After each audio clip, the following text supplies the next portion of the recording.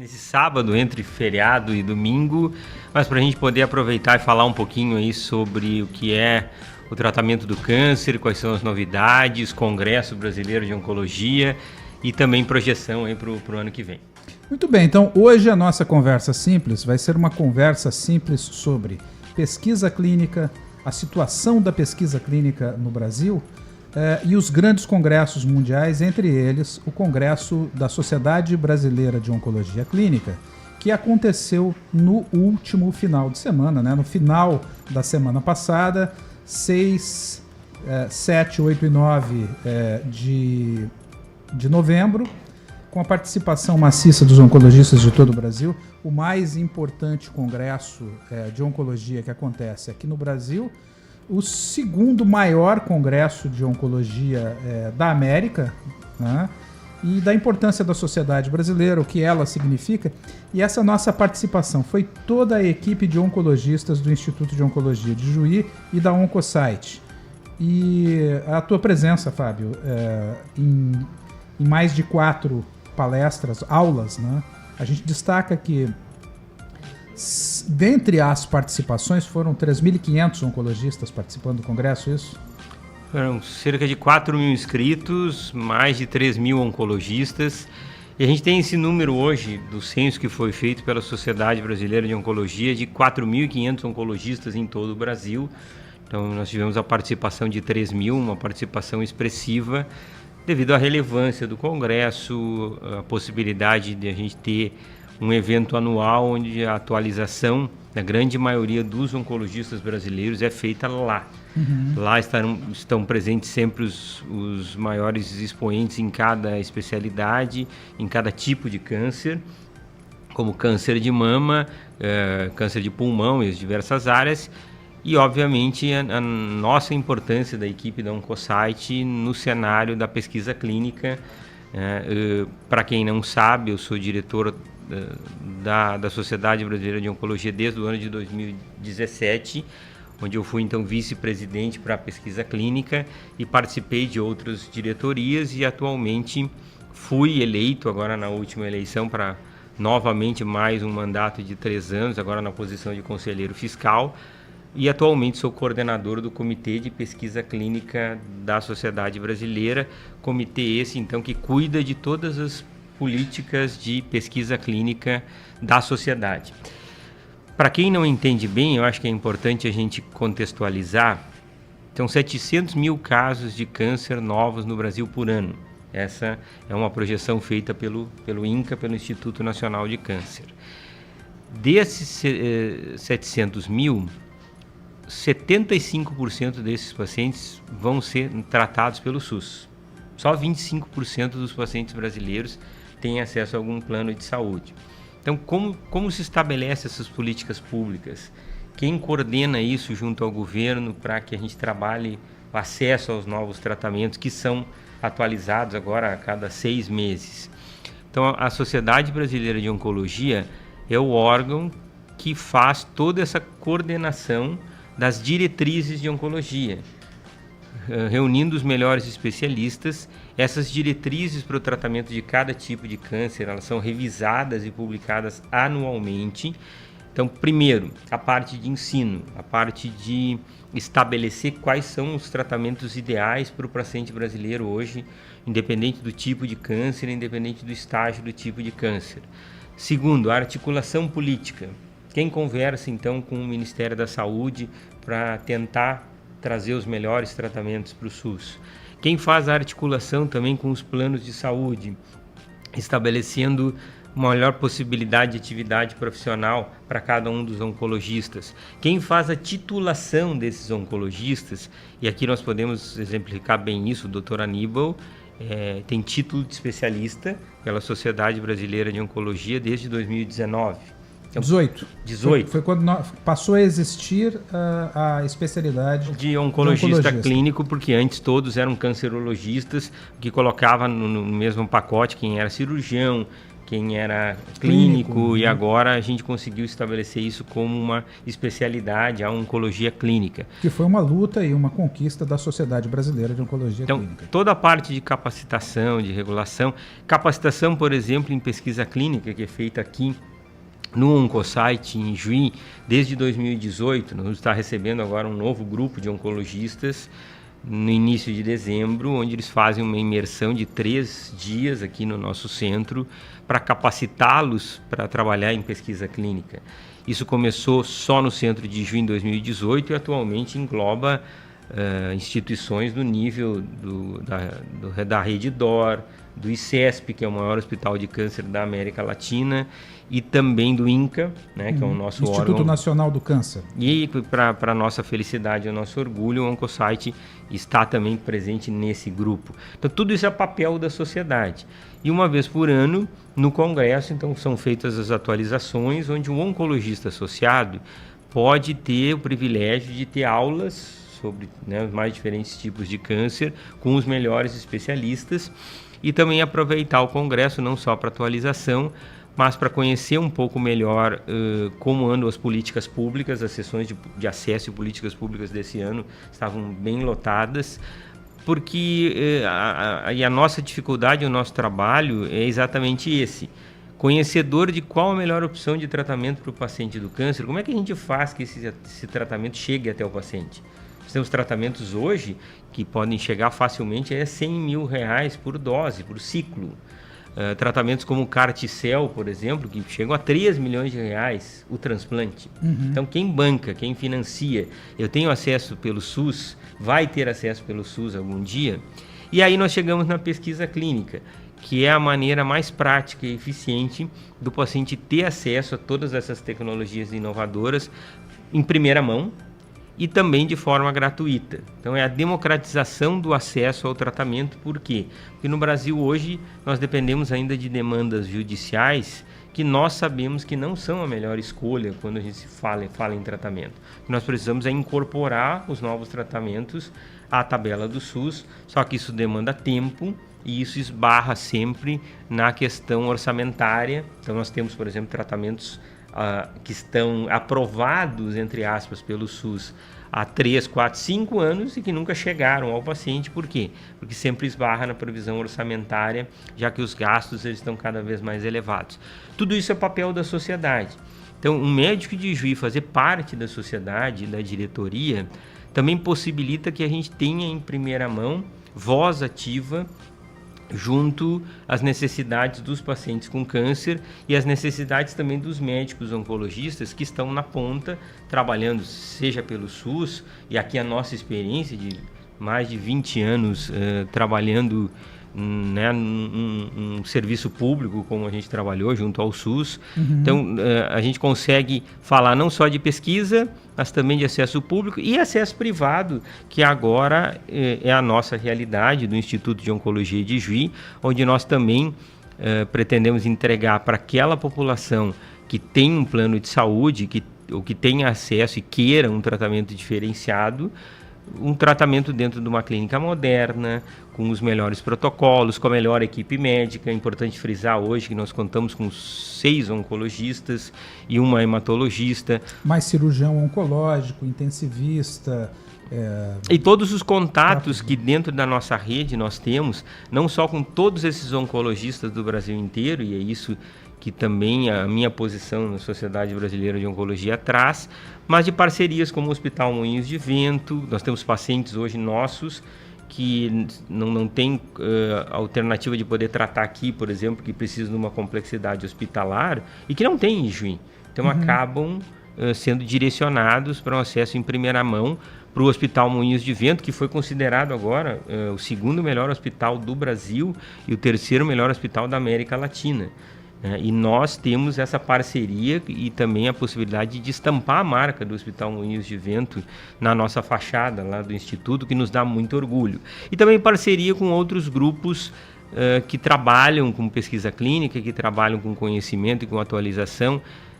Hoje em Juí, sem sombra de dúvida, nós podemos dizer que o paciente tem acesso aos melhores tratamentos e a tratamento mais atualizado e mais moderno, graças a essa nossa integração, primeiro aos grandes grupos que trabalham em oncologia, à sociedade e também a essas diretrizes que vão poder fazer com que a gente tenha a melhor medicina baseada em evidências próxima aos pacientes daqui.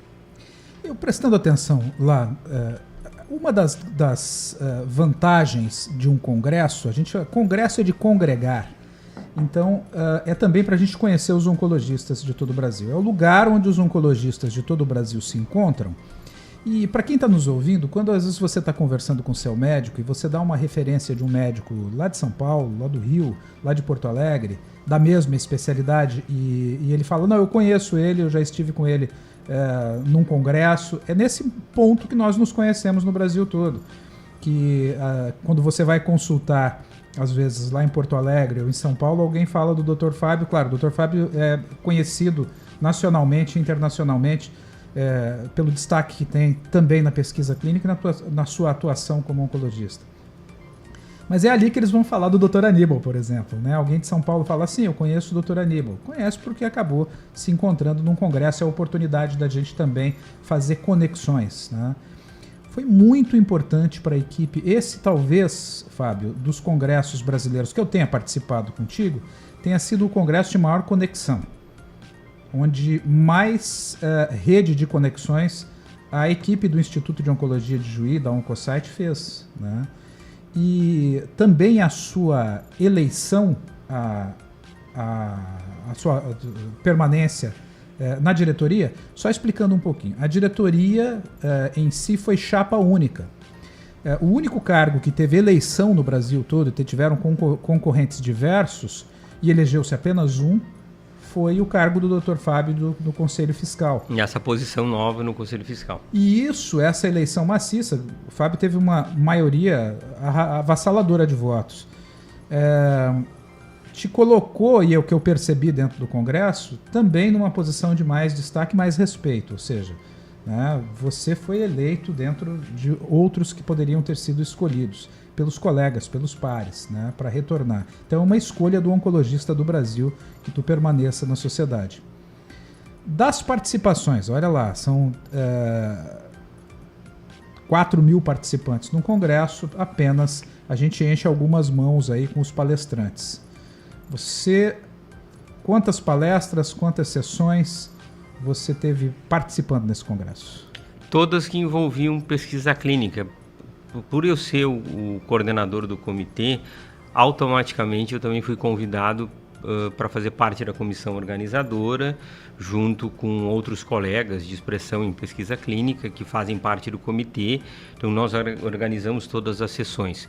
Então foram 2 workshops de pesquisa clínica, onde a gente falou de diferentes aspectos desse trabalho. Também uma palestra sobre a oncologia clínica no Brasil, no jovem, né, no módulo Jovens Oncologistas. A SBOC tem uma preocupação na capacitação e na formação desse jovem oncologista que está começando o seu trabalho, e também participação em workshops menores, onde a gente também discutiu financiamento e acesso para a pesquisa clínica, tanto acesso privado quanto público, quem financia, quais são as fontes. Uma delas com o projeto Cura, para quem não conhece, é uma associação de pacientes que é muito conhecida no Brasil e que visa arrecadar fundos para pesquisas clínicas, ou seja, estudos de novos tratamentos que atendam a realidade de doenças mais comuns no Brasil e cuja necessidade é de a gente poder desenhar projetos específicos para a nossa população.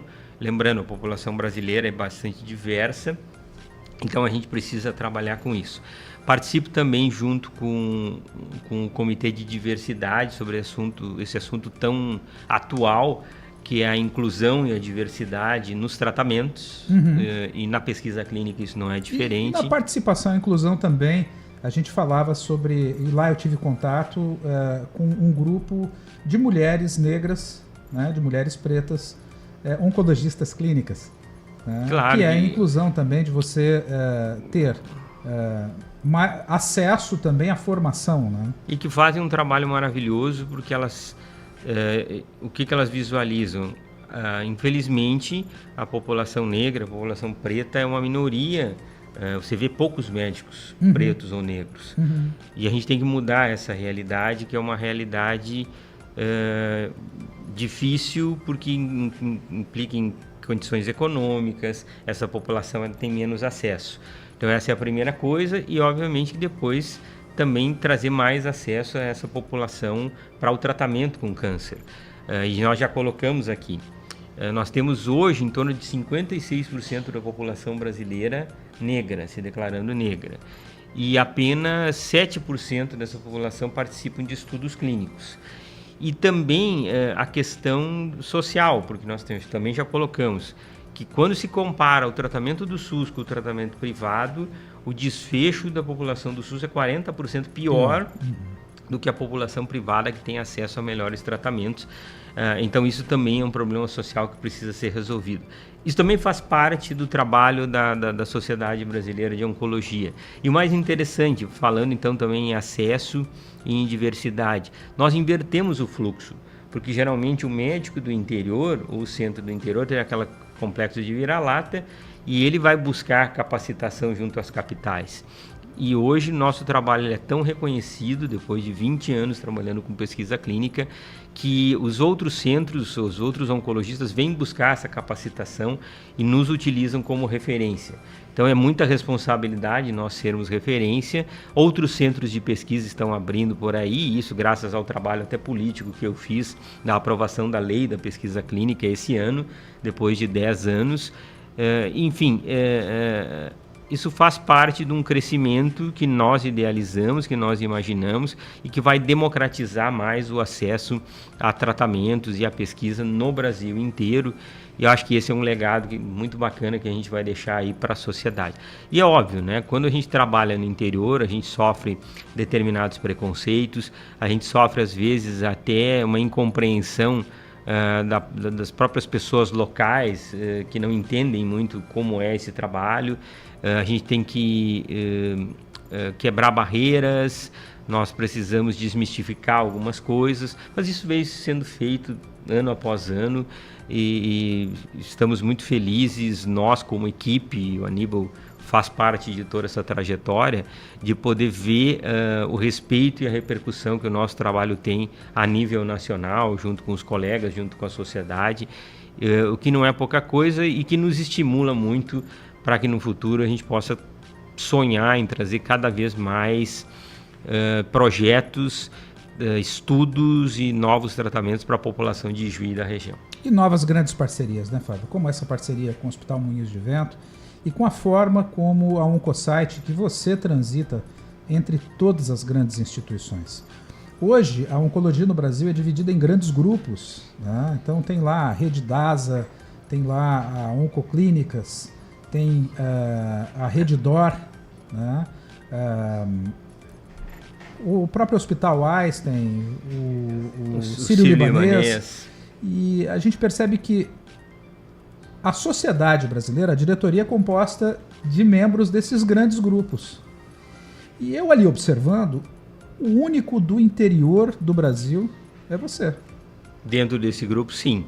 E do Rio Grande do Sul, na diretoria, também. Tu é o único. Também. Há muitos anos. Temos a doutora Daniela Rosa, que agora está finalizando o mandato, que é do Moinhos. Que é do Moinhos, né? E que faz um trabalho muito próximo. São raros os gaúchos que fazem parte da diretoria.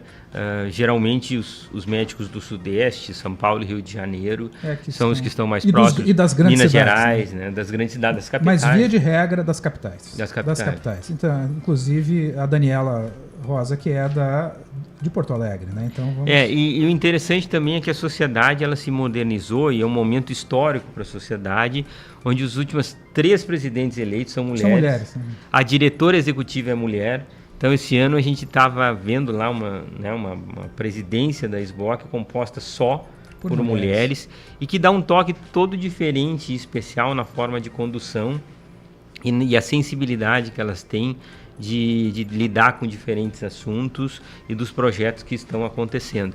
Então, importante isso, que a sociedade está tendo uma cara nova, está bastante focada em assuntos que são importantes para o futuro. as coisas mudam com muita velocidade e é necessário que a gente esteja sempre atento a essas mudanças para poder adaptar as necessidades dos pacientes e dos médicos a essas mudanças que vêm acontecendo. Coloco sempre isso, acesso é talvez hoje o assunto mais importante e mais difícil, porque os tratamentos estão ficando extremamente caros e está ficando difícil pagar a conta. Então, se a gente não articular isso, quem vai sofrer é o paciente que está lá na ponta e que já está sofrendo. Hoje o tratamento pelo SUS ele está muito defasado para doenças assim que são de alta prevalência e que já têm tratamentos então modernos e mais eficazes, mas que não estão disponíveis pelo SUS. Trabalhar com isso através da pesquisa clínica é uma alternativa bem interessante, encurta esse caminho, mas é necessário também que exista uma grande articulação e discussão política de como nós vamos conseguir atualizar o SUS, talvez até mudar esse modelo que existe aí. Porque nós temos hoje tratamentos pelo SUS em toda a região aqui, né? Toda cidade maior aí de grande porte, Santo Ângelo, Santa Rosa, Cruz Alta, além de Juí, tem SUS. Uhum. E passa pelo mesmo problema, né? De como vai oferecer o tratamento. Então, discutir isso é discutir também melhora nos índices de cura, de sobrevida dos nossos pacientes com câncer e, afinal de contas, é por isso que a gente está aqui. Se a gente se mantém alheio a esse processo, a gente também não pode opinar e muitas vezes não pode externar as nossas dores e os nossos desejos, que são fundamentais porque a realidade de Juí pode e é diferente muitas vezes da realidade de um centro no Nordeste, de um centro no Norte e de um centro em São Paulo. Uhum. Então nós temos as nossas necessidades e características locais. E também, nós temos também um trabalho junto aqui, por exemplo, a planos de saúde e a cooperativa como a Unimed, por exemplo, e o IP, Uhum. Como estão os tratamentos para os pacientes que têm, né, esse plano de saúde, que tem esse acesso ao tratamento? Eles estão adequados? Eles podem melhorar? Nós podemos contribuir de alguma maneira para melhor autogestão, né, desses atores? Isso faz parte do ecossistema do tratamento do câncer no Brasil e que às vezes é diferente do que a gente vê, por exemplo, nos países de primeiro mundo. Então nós precisamos nos adaptar, nós precisamos muitas vezes modernizar os nossos processos para que esse tratamento possa ser feito da melhor maneira possível. Lembrando que a questão de fonte pagadora é essencial, né? E foram essas discussões. É aquela conversa que não existe almoço de graça, né? Então a conta do plano de saúde, quando se gasta muito com determinado, e a oncologia é um custo elevado, são tratamentos que custam 100, 200 mil reais cada aplicação e o paciente tem que fazer uma aplicação a cada 21 dias para o resto da sua vida. E essa conta e essa medicação é impensável no SUS, tem que entrar na justiça, perder esse tempo, batalhar para que se consiga para quem não tem um plano de saúde.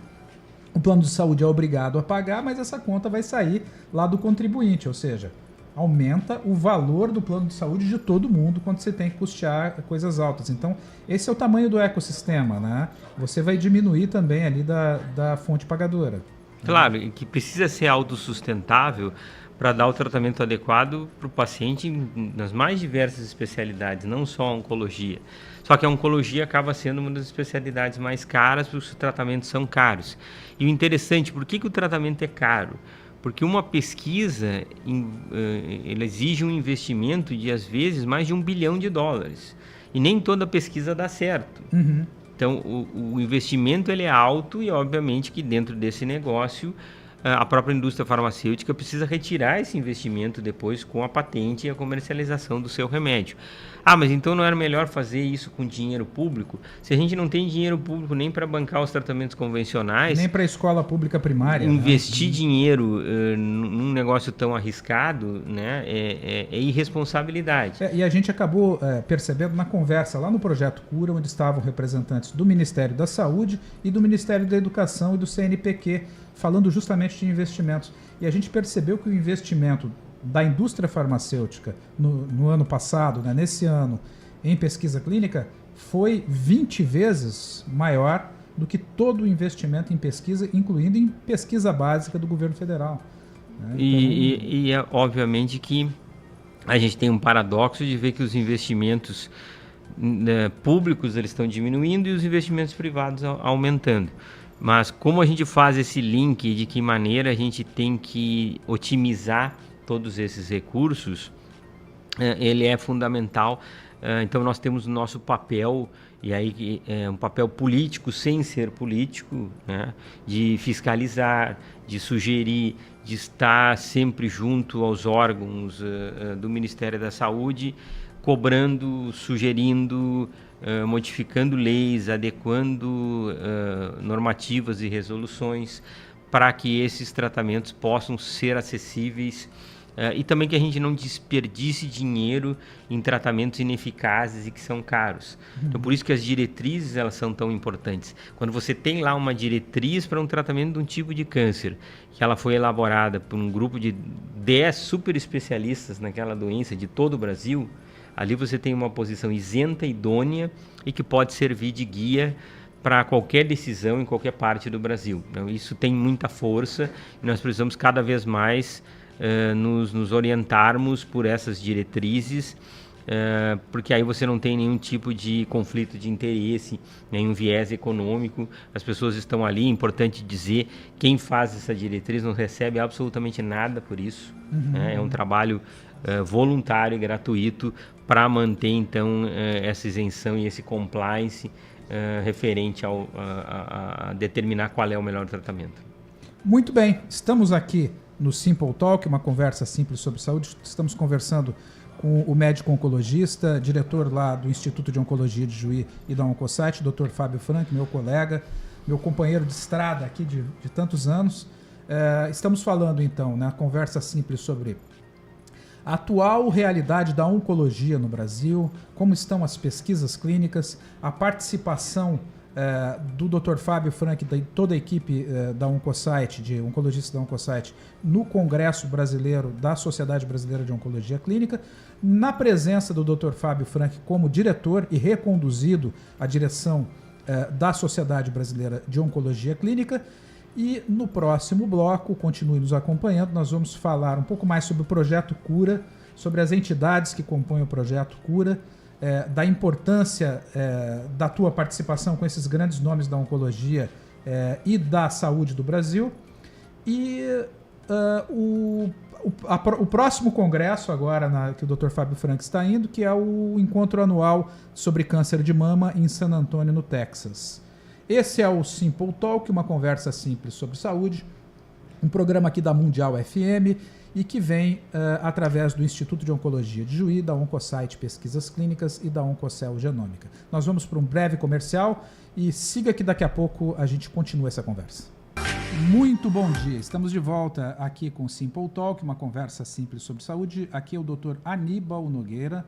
Esse é um programa do Instituto de Oncologia de Juí, da Oncosite Pesquisas Clínicas e da Oncocell Genômica. Estamos aqui conversando com o médico oncologista, Dr. Fábio Frank, diretor também lá do Instituto de Oncologia de Juí e fundador da Oncosite Pesquisas Clínicas. Estamos falando aí sobre a participação do Dr. Fábio no Congresso da Sociedade Brasileira de Oncologia Clínica, no seu retorno à diretoria da Sociedade Brasileira de Pesquisa Clínica, que é o maior órgão representante da oncologia no Brasil, dessas relações aí governamentais, institucionais, interinstitucionais, e um pouco mais do que aconteceu nesse congresso e da forma como a participação também do Dr. Fábio e de toda a equipe da Oncosite e do Instituto de Oncologia de Juí traz em contatos, em conexões, em novidades e acesso a tratamentos inovadores aos pacientes aqui de Juí através da Oncosite e do Instituto de Oncologia de Juí. Lembrando que o Dr. Fábio é hoje o maior exponente da pesquisa clínica no Brasil, um nome reconhecido internacionalmente, faz parte das maiores sociedades aí com pesquisadores, então é diretor da Sociedade Brasileira de Oncologia Clínica e é presidente da Aliança Pesquisa Clínica Brasil, que congrega as maiores instituições e pesquisadores em todas as áreas, né, Fábio? Então, um pouquinho daí do que é a aliança, da importância da aliança também. A aliança foi criada em 2014 com o objetivo da gente criar um marco regulatório, uma lei de pesquisa clínica que pudesse modernizar todos os processos. Nós tínhamos um sistema regulatório extremamente burocrático, fazia com que a gente afastasse investimentos do Brasil em pesquisa clínica, que poderia trazer não só melhores tratamentos, mas investimentos financeiros na ordem de quase 5 bilhões bilhões de reais por ano, não só em tratamentos, em empregos e na parte de negócios. Então, da criação da aliança e do contato com a senadora Ana Amélia Lemos até a aprovação da lei foram 10 anos. Fazem parte da aliança a Interpharma, que é um órgão responsável por pesquisa clínica de todas as Big Pharmas, que tem um trabalho internacional. Faz parte também a Associação Brasileira dos Trabalhadores em Pesquisa, que a gente chama de Abracro, a Associação de Pacientes, como o Oncoguia, como o Vencer o Câncer, que envolve também um trabalho do terceiro setor muito importante junto aos pacientes com câncer. E também todos os centros de pesquisa e os pesquisadores. E felizmente nós conseguimos, através dessa articulação política, aprovar agora nesse ano a lei em pesquisa clínica, a lei 14.874, que entrou em vigor aí em agosto e que está aguardando então a regulamentação final com os detalhes que uma lei necessita para que, enfim, a gente modernizando o processo, a gente possa trazer mais pesquisa clínica para o Brasil. O resultado imediato é que nós teremos então mais centros de pesquisa Brasil afora. Tem um interesse estratégico muito grande no Norte, no Nordeste, no Centro-Oeste, e obviamente que os pacientes com câncer e de outros tipos de doença também vão ser beneficiados com esse acesso à pesquisa clínica. E esse é um trabalho que foi muito interessante, porque também foi um grande aprendizado de como as coisas acontecem, como você precisa ter posições firmes. Obviamente que durante todo esse trabalho você está lidando e quebrando paradigmas, então você sofre resistência, você sofre combate, você sofre críticas, você sofre durante todo esse caminho muitas vezes com difamação e com intrigas, né? Pessoas que não querem que o seu trabalho prossiga, né? por interesses muitas vezes obscuros, né? Mas que a gente sabe o porquê que ele acontece. Então todo o trabalho novo e toda a mudança que você quer fazer dentro da sociedade, ele gera algum tipo de reação, porque existem também pessoas que não querem que as coisas mudem. E isso a gente vê a nível nacional e vê a nível local também, de uma maneira bem simples. Nós trabalhávamos localmente com o SUS e trabalhamos muitos anos, eu e o Dr. Aníbal, atendendo um CACOM. E depois nós vimos que era hora da gente tentar mudar as coisas de uma maneira diferente. Então, esse trabalho junto à sociedade, por exemplo, nos dá a possibilidade de continuar ajudando o SUS, ajudar a população, não só no trabalho privado, que hoje o Instituto faz e que é, né, a nossa finalidade, mas também ajudar o SUS de uma maneira diferente, que é podendo articular junto ao Ministério da Saúde mudanças no SUS que são estratégicas para trazer melhores tratamentos. Quando a gente trabalha com a pesquisa, também o interesse é da gente mudar as coisas para trazer acesso ao tratamento pela pesquisa clínica local. E lembrando, o tratamento da pesquisa clínica ele é gratuito. E quando o paciente entra para o tratamento da pesquisa, ele desonera a sua fonte pagadora, que a grande maioria o SUS, mas outros também do sistema privado. E aí a gente escuta, e é importante a gente aproveitar espaços como esse, tolices como, se o paciente entrar para a pesquisa, depois ele não vai poder mais retornar pelo SUS. Gente, se isso acontecer, busquem a delegacia de polícia, né? Denunciem para o secretário de saúde, para o coordenador de saúde da sua cidade. Para a ouvidoria do SUS, para o Ministério Público. Porque isso é uma ilegalidade, porque o acesso ao SUS é gratuito e universal estabelecido pela Constituição. Ponto. Eu te pergunto, Aníbal, se eu tenho Unimed, eu não posso usar o SUS? Claro que pode, tem todo o direito. Se eu tenho IP, como a maioria da minha mãe é professora, e o tratamento ele não é pago pelo IP, eu posso usar o SUS ou não posso? Claro que pode. Então, na pesquisa clínica é a mesma coisa. Obviamente, as nossas normas dizem que os tratamentos que são necessários para aquela pesquisa, eles têm que ser custeados pelo patrocinador do estudo. Mas tudo que não for envolvido com relação a isso, o paciente continua usando o sistema que ele tem, privado ou público. Inclusive, o direito universal e inalienável do paciente de continuar o seu acompanhamento com o seu médico assistente, que inclui o seu médico do SUS.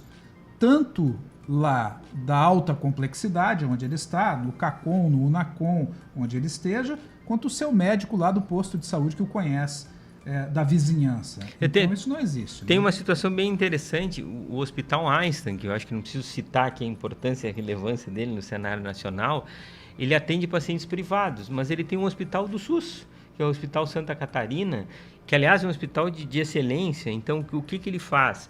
Ele utiliza de ambas as instituições para tratar os seus pacientes da melhor maneira possível. Então, quem não tem acesso a um plano de saúde, quem não pode pagar um tratamento, vai tratar pelo SUS, né? E nós temos pesquisas aqui, por exemplo, que são pesquisas desenhadas com financiamento público que o Einstein conseguiu e que você usa o SUS parcialmente para cobrir alguns procedimentos e outros procedimentos são custeados pelo patrocinador. E vejam, isso tudo planejado, estruturado e validado pelo Ministério da Saúde, programas do Ministério da Saúde. Então a gente precisa deixar de lado essas falácias e essas resistências, e volto a dizer, que muitas vezes acontecem por quê? Porque quando a gente quer mudar as coisas, a gente quer mudar o sistema reage e começa a atacar de formas, às vezes, que são ataques até mesmo covardes, né? Contra a reputação de alguém ou contra a figura de alguém. Mas nós estamos bem convictos de que hoje o nosso papel é de quebrar paradigma. Então já quebramos um. Primeiro me diziam que não era possível você ter um centro de oncologia em Juí.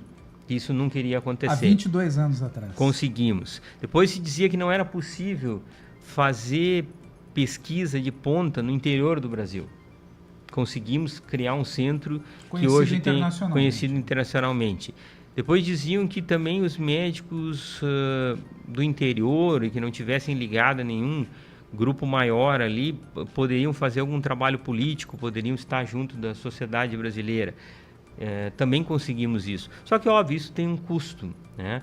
Mas nós estamos já bastante serenos, maduros e calejados para entender que o nosso trabalho está acima de todos, e quem quiser conhecer a nossa vida e a nossa história, basta ver o trabalho que a gente fez, basta ver o nosso atendimento, e tenho certeza que muitas pessoas que nos escutam ou foram atendidos por mim, pelo Dr. Aníbal, por alguém da equipe lá atrás, ou teve algum familiar atendido. É interessante, né, Aníbal? Nós recebemos pacientes de regiões que antes eram atendidos pela gente, como as Missões, por exemplo, e que hoje tem um NACOM em Santo Ângelo, e que vêm nos procurar, né, para poder falar do nosso trabalho, que foram atendidos em alguma coisa e nos tem como referência. Então isso não é um trabalho que se planta do dia para a noite, mas é um trabalho de longos anos, que é respeitado, e que nós entendemos também que nós não estamos aqui nesse mundo à toa. A gente está aqui para deixar um legado, e esse legado, se ele puder ser que os nossos pacientes com câncer da região tenham acesso ao melhor tratamento possível, nós vamos ter cumprido a nossa missão aqui, e nós vamos poder sempre com a nossa consciência e o nosso coração em paz. Muito bem, o trabalho está sendo muito bem feito, né, Fábio? E é um trabalho exaustivo, né? Acho que a gente terminou, esse feriado de ontem aí foi crucial para a gente vinha muito cansado. A gente estava conversando no final da quinta-feira o quanto que foi exaustivo as últimas semanas, em consequência as participações em Congresso Brasileiro, ao atendimento aos pacientes aqui, a atenção que nós temos que ter como empresários também dentro de uma clínica do porte, que é o Instituto de Oncologia de Juí. a atenção nos estudos clínicos, né, que tem que ser, que como pesquisadores, a atenção é redobrada e dedicada. E eu ouvi uma frase de um amigo meu, que é o Rui Stragliotto, que deve estar nos escutando agora, que ele, sabendo de uma notícia sobre o nosso trabalho, o teu trabalho, de repercussão nacional, ele me disse: Aníbal, contra um bom trabalho não há nenhum tipo de resistência. Continuem no bom trabalho de vocês. Eu acho que esse tipo de retorno para a gente é essencial, para a gente saber que a gente está no caminho certo, né, Fábio? É a nossa função como médico e como membros participantes de uma sociedade, que é fazer o melhor pelo nosso próximo sempre. A gente se colocar na posição da outra pessoa e entender como a gente gostaria de ser atendido naquele momento, a gente, sem sombra de dúvida, vai ter menos chance de errar e vai poder estar entregando o melhor, né, para aquela pessoa e para aquele paciente que está passando por uma situação difícil. O câncer ainda é uma doença que assusta muito as pessoas, então nós precisamos ter a sensibilidade de fazer essa leitura. E claro, nós retornamos cansados fisicamente, mas reenergizados, né, de entender a nossa relevância, né, dentro desse trabalho, o quanto isso é importante para nós. Eu quero ser uma pessoa importante para as pessoas que convivem comigo, que me procuram, que querem o meu auxílio. Se eu for importante do verbo importar, que essas pessoas entendam que eles vão levar, né, elas vão me levar com elas e vão contar comigo no momento onde elas mais precisarem, né, se sentirem seguras e se sentirem apoiadas, o nosso trabalho ele vai estar cumprido, e essa é a essência do nosso trabalho. E que a gente possa formar novas gerações. É muito bacana ver a nossa equipe, a equipe médica, em primeiro lugar, de médicos jovens. Nós temos 3 médicos hoje que foram formados em Porto Alegre, no Hospital de Clínicas de Porto Alegre, com uma excelente formação.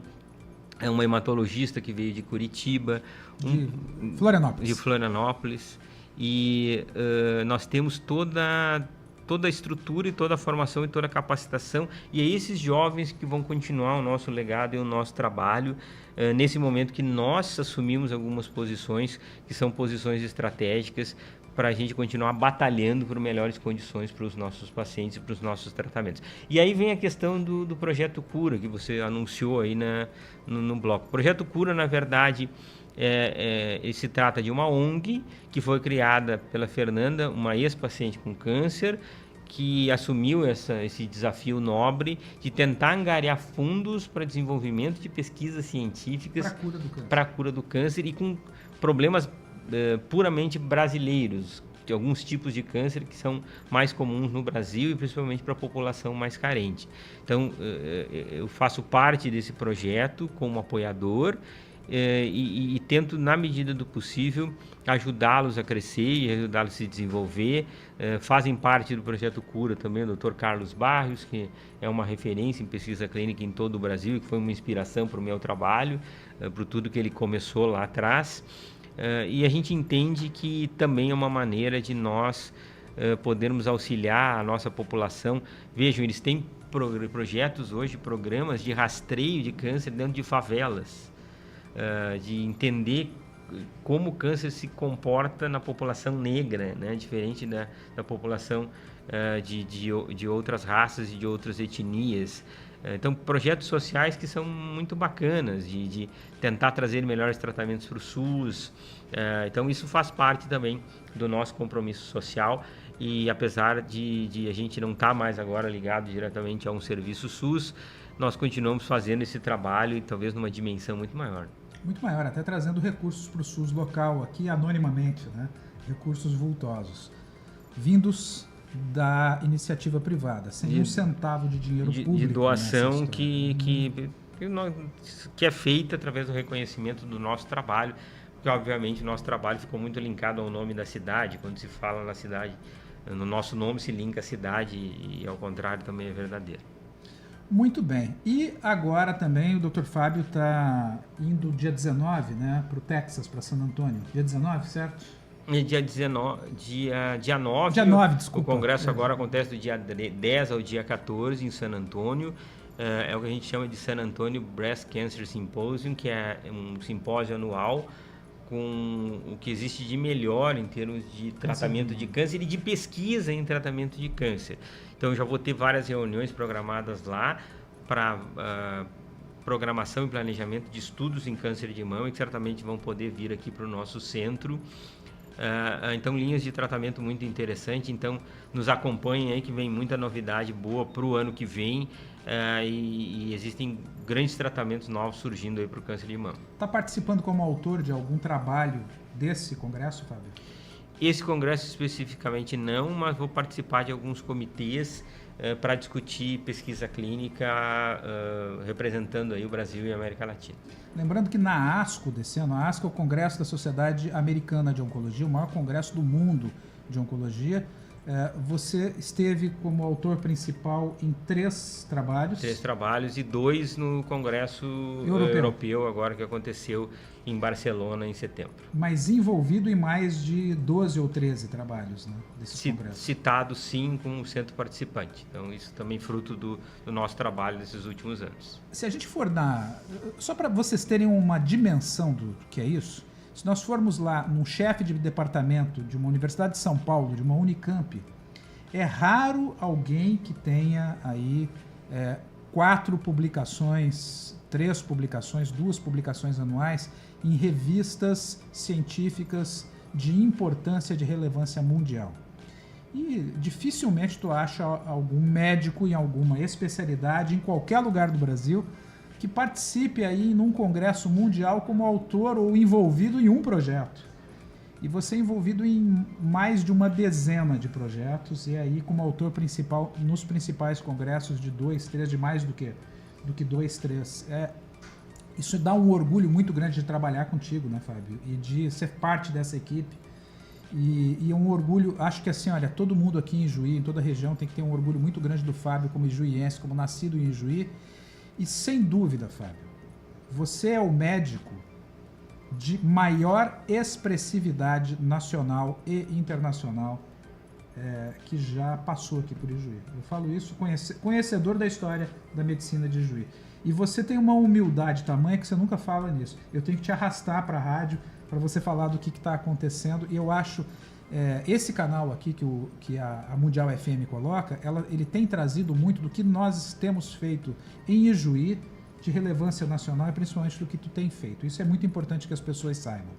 E é necessário nos dias de hoje que a gente também divulgue isso, para que as pessoas sintam orgulho da cidade. Eu tenho orgulho da cidade onde eu nasci, tenho certeza que voltei para cá com uma missão, um propósito, que está sendo muito bem cumprido, e essa busca pela excelência, ela tem que ser um norte para todos, né?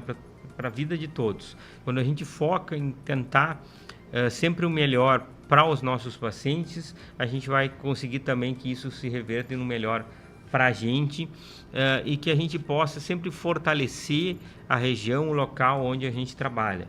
Em 2019 eu tive quase a realização de um sonho, né, que foi uma publicação no New England Journal of Medicine como autor principal. E para quem não é médico, esse, né, é a publicação mais importante do mundo em termos de relevância. Essa é a publicação, esse jornal é o que norteia os prêmios Nobel de Medicina. Não há um prêmio Nobel de Medicina que não tenha sido publicado no New England.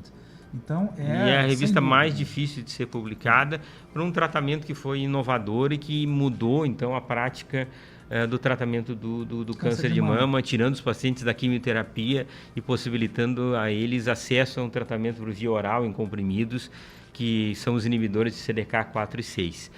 Então, esse estudo chamou Mona Lisa 7, e eu fiquei muito feliz e muito orgulhoso de ter feito parte de toda essa história, que é a finalização de um ciclo. E isso serve de motivação para que a gente continue sempre fazendo mais e melhor. Muito bem. Para quem nos acompanhou até agora, esse foi mais um Simple Talk, uma conversa simples sobre saúde, uma conversa simples sobre oncologia, sobre pesquisa clínica, sobre a relevância de Ijuí no cenário mundial da pesquisa clínica e da oncologia. Tivemos aqui conversando com o grande Fábio Frank, meu sócio, colega, grande amigo, talvez o maior irmão da minha vida aqui. Irmão de fé, irmão espiritual aí que a vida nos coloca e que nos permite, então, que a gente possa crescer e sonhar juntos, né, Aníbal? Sempre. Isso aí, um grande juiense. Então, esse é um programa do Instituto de Oncologia de Juí, da Oncosite Pesquisas Clínicas e da Oncocell Genômica, e, claro, aqui da Mundial FM. Para você que nos acompanhou e quiser ouvir de novo esse programa, ele vai estar disponível no canal do YouTube aqui da Mundial FM. Também estará a partir de segunda-feira disponível nos canais do YouTube do Instituto de Oncologia de Juí e também no Spotify do Instituto de Oncologia de Juí. Para todos vocês que estão nos ouvindo, tenham um excelente final de semana, um ótimo sábado, um sábado de sol, um final de semana iluminado, e continuem na audiência aqui da Mundial FM, que vem muita coisa boa por aí.